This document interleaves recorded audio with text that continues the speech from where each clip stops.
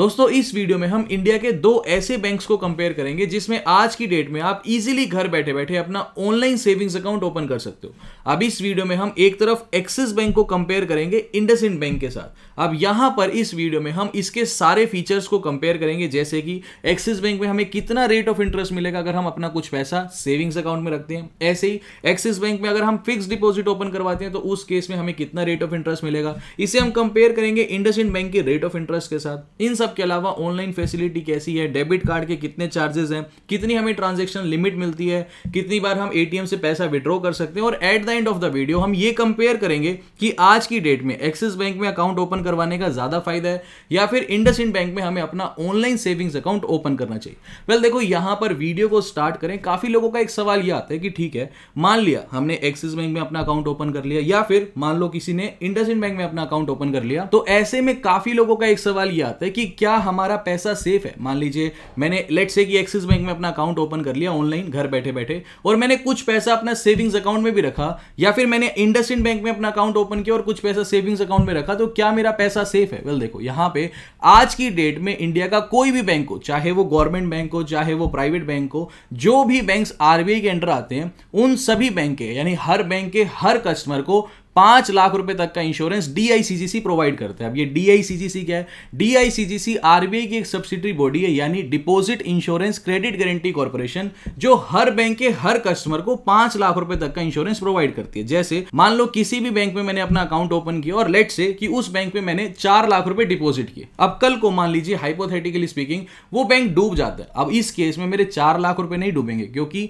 4 लाख रुपए मुझे मेरे को डीआईसीजीसी पे बैक कर देगा, क्योंकि हर बैंक के हर कस्टमर को, जैसे कि मैंने आपको बताया, डीआईसीजीसी इंश्योरेंस प्रोवाइड करता है। तो इस वीडियो में भी चाहे आप एक्सिस बैंक में अपना अकाउंट ओपन करो, चाहे आप इंडसइंड बैंक में अपना अकाउंट ओपन करो, आपका पैसा 5 लाख रुपए तक तो आरबीआई गारंटी लेता है कि 101% सेफ है। मान लीजिए वैसे तो बहुत बड़े बैंक्स हैं, कहीं नहीं जाने वाले, इन केस एक बार के लिए अगर किसी के मन में कोई शंका भी है तो उस केस में भी आपका 5 लाख रुपए तक तो आरबीआई आपको इंश्योरेंस प्रोवाइड कर रहा है। अब इस वीडियो को स्टार्ट करते हैं। एक तरफ एक्सिस बैंक को रखेंगे, एक तरफ इंडसइंड बैंक को रखेंगे। अब एक्सिस बैंक जो कि इंडिया का 3rd largest private sector bank है, इसे हम कंपेयर करेंगे इंडसइंड बैंक के साथ जो कि इंडिया का 5th largest private sector bank है। सबसे पहले सबसे इंपॉर्टेंट चीज जो काफी लोगों को जाननी होती है कि इंटरेस्ट रेट को कंपेयर करो कि इंटरेस्ट रेट कौन सा बैंक कितना प्रोवाइड कर रहा है। तो एक तरफ अगर मैं एक्सिस बैंक की बात करूं तो ये पहले 3.5% का रेट ऑफ इंटरेस्ट प्रोवाइड करते थे, लेकिन अब घटा के इन्होंने अपने सेविंग्स अकाउंट के रेट ऑफ इंटरेस्ट कर दिए 3%। दूसरी तरफ अगर मैं इंडसइंड बैंक की बात करूं तो ये लोग मुझे प्रोवाइड करते हैं 3.5% का rate of interest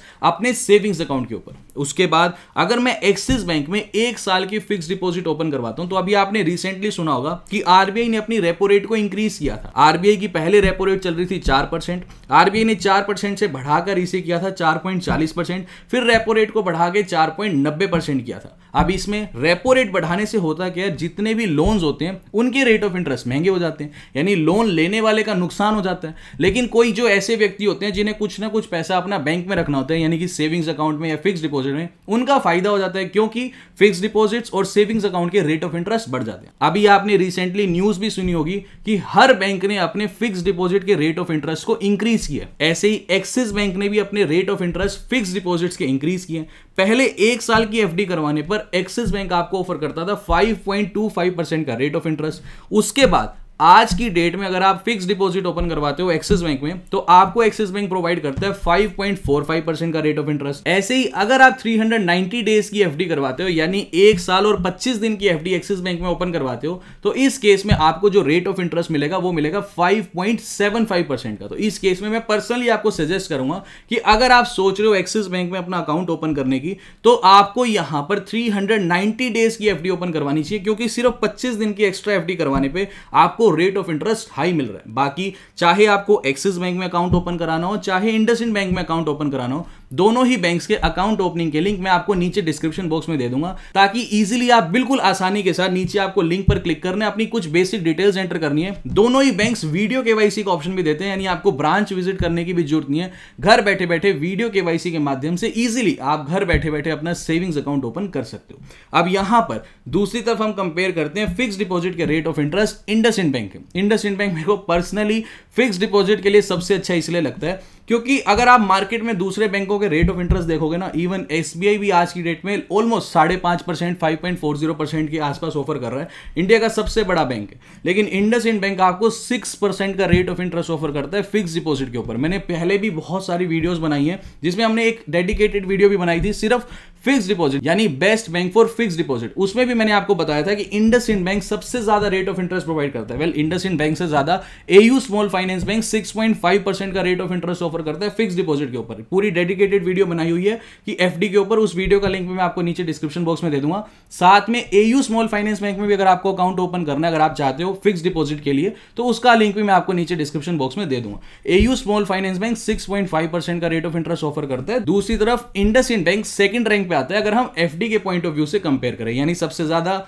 AU small finance bank 6.5%, फिर इंडसइंड बैंक 6% के साथ। वेल, बहुत अच्छा रेट ऑफ इंटरेस्ट है। एक बार वापस लौटते हैं अपनी वीडियो की तरफ। अब इसके बाद एक्सिस बैंक और इंडसइंड बैंक की बात करें तो जैसा कि हमने डिस्कस किया, दोनों ही बैंक्स आपको वीडियो केवाईसी का ऑप्शन भी प्रोवाइड करते हैं। अब इसके बाद एक टर्म आती है इनिशियल फंडिंग की, यानी जब हम ऑनलाइन अपना सेविंग्स अकाउंट ओपन करते हैं, चाहे एक्सिस बैंक में ओपन करें या फिर इंडसइंड बैंक में, तो हमसे ये इनिशियल फंडिंग मांगते हैं। तो इनिशियल फंडिंग का सिंपली मतलब ये है, पहले हम एक बार एक्सिस बैंक का कंसेप्ट देखते हैं, फिर हम इंडसइंड बैंक की बात करेंगे। वैसे IndusInd bank zero balance savings account है, पूरा कंसेप्ट बताऊंगा।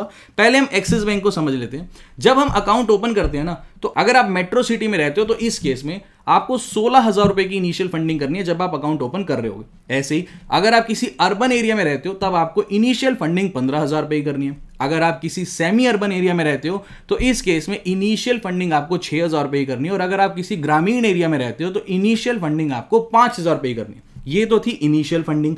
अब इनिशियल फंडिंग तो आपको एक बार करनी है, यानी अकाउंट ओपनिंग के टाइम पे सिर्फ आपको ये फंडिंग करनी है। उसके बाद जो आपको मंथली एवरेज बैलेंस मेंटेन करना है, वो एक्सिस बैंक सिंपली ये बोलता है कि अगर आप किसी मेट्रो सिटी में रहते हो तो उस केस में आपको 12,000 रुपए मेंटेन करना है मंथली एवरेज बैलेंस। ऐसे ही अगर मान लीजिए आप किसी अर्बन एरिया में रहते हो तो इस केस में भी 12,000 रुपए मेंटेन करना है आपको मंथली एवरेज बैलेंस। पहले एक्सिस बैंक बोलता था मेट्रो और अर्बन एरिया में आपको 10,000 मेंटेन करना है, लेकिन बढ़ा के अभी से 12,000 रुपए monthly average balance axis bank ने कर दिया। इसी के साथ अगर आप किसी सेमी अर्बन एरिया में रहते हो तो इस केस में आपको 5,000 रुपए मंथली एवरेज बैलेंस मेंटेन करना है। और ऐसे ही अगर आप किसी रूरल एरिया में रहते हो तो इस केस में आपको 2,500 रुपए मंथली एवरेज बैलेंस मेंटेन करना है। दूसरी तरफ इंडसइंड बैंक, ये एक जीरो बैलेंस सेविंग्स अकाउंट है, लेकिन ये लोग बोलते हैं कि आपको इनिशियल फंडिंग मेंटेन करनी होगी। अब इंडसइंड बैंक आपको दो प्रकार के अकाउंट्स ऑफर करते हैं। पहला है इंडस डिजी स्टार्ट और दूसरा है इंडस डेलाइट। अब इंडसइंड बैंक को ही हम कंपेयर करते हैं। एक तरफ इंडस डिजी स्टार्ट है और एक तरफ इंडस डेलाइट है। इंडस डिजी स्टार्ट ये बोलता है कि आपको इनिशियल फंडिंग 20,000 करनी है। इंडस डेलाइट ये बोलता है कि आपको इनिशियल फंडिंग 10,000 करनी है। उसके बाद एक बार जब अकाउंट ओपन हो गया, चाहे इसमें से 20,000 पूरे निकाल लो, चाहे इसमें से 10,000 पूरे निकाल लो, ये life time zero balance savings account आपका बन जाएगा। इसी के साथ इंडस डिजी स्टार्ट की अगर हम बात करें तो इसमें इनिशियल फंडिंग तो 20,000 है। मानता हूं कि इनिशियल फंडिंग ज्यादा है, लेकिन इसकी जो डेबिट कार्ड की फीस है वो सिर्फ 249 रुपए है। दूसरी तरफ अगर आप इंडस डिलाइट की बात करो तो इसकी इनिशियल फंडिंग तो 10,000 है, लेकिन इसकी जो डेबिट कार्ड की फीस है वो 500 रुपए है। तो इनिशियल फंडिंग एक बार सिर्फ 10 मिनट के लिए तो हमें 20,000 रुपए चाहिए। एक बार अकाउंट ओपन हो जाएगा, उसके बाद चाहे life time zero balance savings account रखो, इसका फायदा आपको यह मिलेगा 20,000 इनिशियल फंडिंग करने का कि आपको डेबिट कार्ड की फीस पे 250 रुपए बचेंगे। बाकी ये आपकी चॉइस है, आपको इंडस डिलाइट ओपन करना है या फिर इंडस डिजी स्टार्ट ओपन करना है, ये आपकी चॉइस के ऊपर डिपेंड करता है। दूसरी तरफ अगर मैं एक्सिस बैंक के डेबिट कार्ड की बात करूं तो इसकी फीस है 500 रुपए प्लस जीएसटी। जीएसटी 18%, यानी 590 रुपए के आसपास इसकी एक्सिस बैंक की डेबिट कार्ड की फीस आपको पे करनी पड़ेगी। अब इंडसइंड बैंक की एक और अच्छी बात यह भी है कि आप अपनी चॉइस का अकाउंट नंबर भी चूज कर सकते हो। यानी अगर आप चाहते हो कि आपका मोबाइल नंबर ही आपका बैंक अकाउंट नंबर बन जाए तो यह भी आपको ऑप्शन प्रोवाइड करता है इंडसइंड बैंक। यानी जब आप अकाउंट ओपन करोगे, लिंक्स मैं आपको दोनों ही बैंक के नीचे डिस्क्रिप्शन बॉक्स में दे दूंगा। मान लो आपने इंडसइंड बैंक के अकाउंट ओपनिंग के लिंक पे क्लिक किया तो पहले ही स्टेप में ये आपसे पूछेगा एंटर योर मोबाइल नंबर, फिर ये नीचे कहेगा एंटर योर अकाउंट नंबर। जो भी 10 अंकों का आपको अकाउंट नंबर चाहिए वो आप अपनी मर्जी का अकाउंट नंबर सेलेक्ट कर सकते हैं। अब इन सब के अलावा काफी लोगों का एक सवाल यह भी आता है कि अगर मान लीजिए किसी की एज 18 साल से कम है तो उस केस में क्या घर बैठे बैठे ऑनलाइन सेविंग्स अकाउंट ओपन किया जा सकता है? वेल देखो, यहां पे चाहे एक्सिस बैंक हो चाहे इंडसइंड बैंक हो, आपकी एज 18 साल से ज्यादा होनी चाहिए अगर आप घर बैठे बैठे ऑनलाइन सेविंग्स अकाउंट ओपन करना चाहते हो। अगर आपकी एज 18 साल से कम है तो उस केस में चाहे एक्सिस बैंक में अकाउंट ओपन करना हो, चाहे इंडसइंड बैंक में अकाउंट ओपन करना हो, या फिर किसी भी बैंक में अकाउंट ओपन करना हो, ऑनलाइन घर बैठे बैठे आप ओपन नहीं कर सकते। आपको फिर ब्रांच विजिट करके ही अपना सेविंग्स अकाउंट ओपन करना पड़ेगा। अब इन सब के अलावा जॉइंट अकाउंट अलाउड नहीं होता ऑनलाइन सेविंग्स अकाउंट ओपनिंग में। अगर आपको जॉइंट मेंबर ऐड करवाना है तो पहले इंडिविजुअल लेवल पे ऑनलाइन घर बैठे बैठे अपना अकाउंट ओपन कर लो। उसके बाद आपको एक बार ब्रांच विजिट करना होगा, जिसे भी आपको जॉइंट मेंबर बनाना है ब्रांच विजिट करिए। वहां पे जाकर के इजीली आप जिसको भी जॉइंट मेंबर बनाना है एक एप्लीकेशन दीजिए,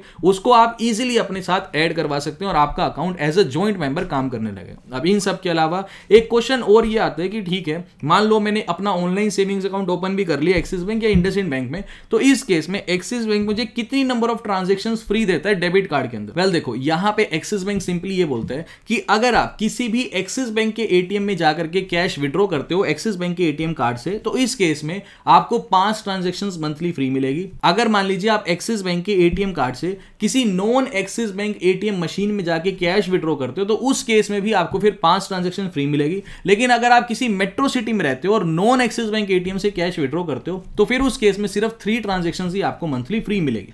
पहले एक्सिस बैंक का ऑफर ऐसा था कि आपको मंथली 30 ट्रांजैक्शंस फ्री मिलती थी टोटल मिला के, चाहे आप कहीं पे भी रहते हो, चाहे एक्सिस बैंक की एटीएम मशीन से विड्रॉ करो या फिर किसी दूसरे बैंक की एटीएम मशीन से विड्रॉ करो, महीने की 30 ट्रांजैक्शंस फ्री मिलती थी। लेकिन अब बाइफरकेट कर दिया और ये जो नंबर ऑफ ट्रांजैक्शंस है इसको घटा दिया है, 5 और 5 का आंकड़ा रख दिया इन्होंने। और मेट्रो सिटी में अगर आप रहते हो तो फिर 3 ट्रांजैक्शंस ही आपको फ्री मिलेगी नॉन एक्सिस बैंक एटीएम से कैश विड्रॉ करने पर। दूसरी तरफ इंडसइंड बैंक ये बोलता है कि आपको unlimited number of transaction free मिलेगी अगर आप इंडसइंड बैंक के एटीएम में जाकर के कैश विड्रॉ करते हो। अगर आप इंडसइंड बैंक एटीएम में जाके कैश विड्रॉ नहीं करते और किसी नॉन इंडसइंड बैंक के एटीएम में जाके कैश विड्रॉ करते हो, तब उस केस में आपको मंथली 5 ट्रांजैक्शंस फ्री मिलेगी। अब इन सब के अलावा एक बार at the end of the video हम ये देख लेते हैं कि दोनों ही बैंक्स के कौन कौन से क्रेडिट कार्ड आज की डेट में बेस्ट है। एक्सिस बैंक की बात करूं तो no doubt Flipkart Axis bank credit card आज की डेट में सबसे बेस्ट है। और दूसरी तरफ अगर मैं इंडसइंड बैंक की बात करूं तो इंडसइंड बैंक का प्लेटिनियम ओरा एज क्रेडिट कार्ड आज की डेट में बेस्ट है। दोनों ही एक्सिस बैंक चाहे फ्लिपकार्ट क्रेडिट कार्ड हो चाहे इंडसइंड बैंक का प्लेटिनियम ओरा एज क्रेडिट कार्ड हो, दोनों के ऊपर अलग अलग डेडिकेटेड वीडियोस बनाई हुई हैं। इन दोनों वीडियोस का लिंक भी मैं आपको नीचे डिस्क्रिप्शन बॉक्स में दे दूंगा। दोस्तों उम्मीद करता हूं ये जो दोनों बैंक्स हैं जिसमें आप इजीली अपना ऑनलाइन घर बैठे बैठे सेविंग्स अकाउंट ओपन कर सकते हो, इसके सारे फीचर्स आपको सब कुछ समझ आ गए। इन केस स्टिल अगर आपका फिर भी कुछ डाउट है तो नीचे कमेंट करके आप मुझसे पूछ सकते हो, मैं हर कमेंट का आंसर करने की कोशिश जरूर करूंगा। अभी के लिए this is the end of the video. Thanks for listening and thank you.